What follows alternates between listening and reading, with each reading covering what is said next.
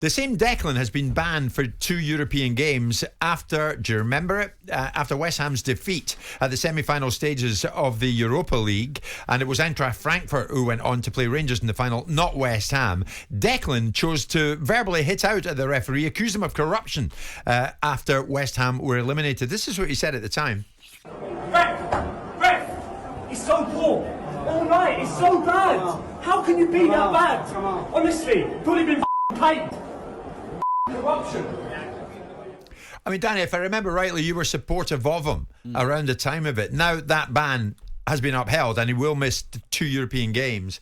Is it right? I mean, can you accuse an official, even in the heat of battle, of corruption? No, you make a mistake, you paid a penalty. Whether someone else thinks it should be 3 game, 4 game, 1 game, you'll always get that. But that's the punishment, and he's got to take it on the chin. Live and learn. It's his, in his 4 years of playing, really, top flight football and international football for the last, 2 or 3 of those. It's his first misdemeanour. Yeah. He's tells us he's a passionate guy. Yeah, he conducts himself well generally. I wouldn't be worried. I think he'll learn from it. I don't think you'll hear that coming out of his mouth again, and he'll have to serve the punishment. Simple as that. It's an area you cannot go into, Simon, isn't it? Well, you can't to verbally. You can't call someone. You can't lay an accusation against someone about corruption. You can't do that. You can tell them they've had a bad performance. Well, you can, but if you do, you face the repercussions. Well, then you should face proper repercussions. I mean, I'm not necessarily one for taking out emotivity and wanting to distance the communication between a referee and a player. But there is a line. You're taking someone else's professional integrity and you're taking it to a point where you're calling them corrupt. Now, an inefficient performance, and I know that West Ham fans will just say, as a matter of course, well, it's our Declan, so he can say what he wants. But there's something about we are either going to establish respect in the culture of football towards referees and build out a situation where referees can administer a game without having to be scrutinised within an inch of their lives and every aspect of every single decision, because the only people that are not allowed to make mistakes, apparently, owners can make mistakes, managers can make mistakes, players can make mistakes, but God forbid if a referee makes a mistake. This just doesn't seem inherently fair. So when you've got a player that I know is disappointed, in that moment is disappointed, it's a big thing.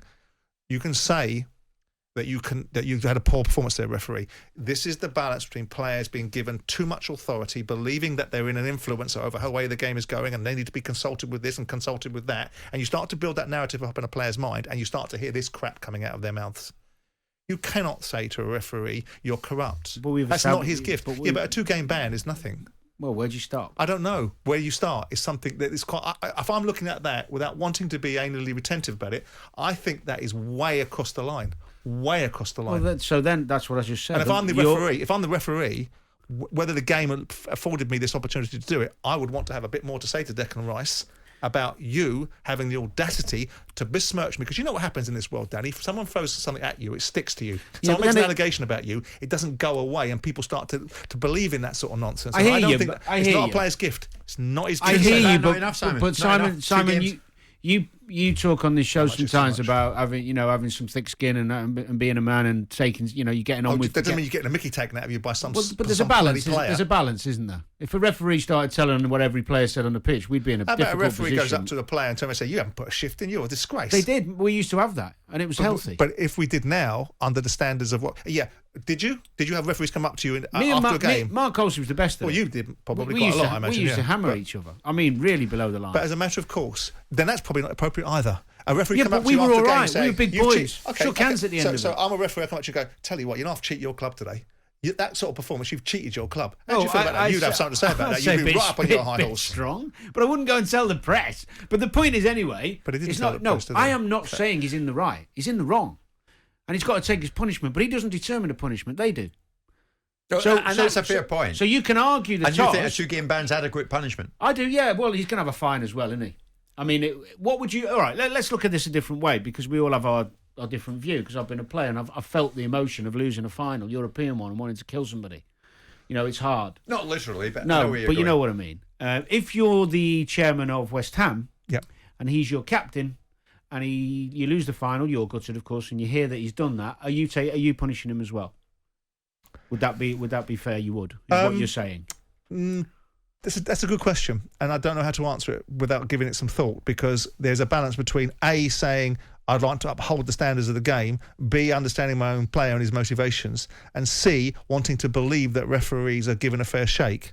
So I would probably encourage the authorities who have got the disciplinary code to do the strongest and most strident thing to protect the referee rather than me stepping in. What comes out of it, Simon, is that Declan's learned from it, because you can't go around accusing anybody in officialdom of being corrupt. If you were to choose, and there's probably not many, if there was a group of players you'd put in, and say who would learn from it, who would be educated, who might take that on board, I'd put him in that group. He's a bright lad. I'd agree with you. And generally he's conducted himself very well. But you cannot go through your football career and not make mistakes and mess up. Jim White and Simon Jordan. Monday to Friday mornings from 10 on AM, on DAB, via the talkSPORT app and on your smart speaker. talkSPORT.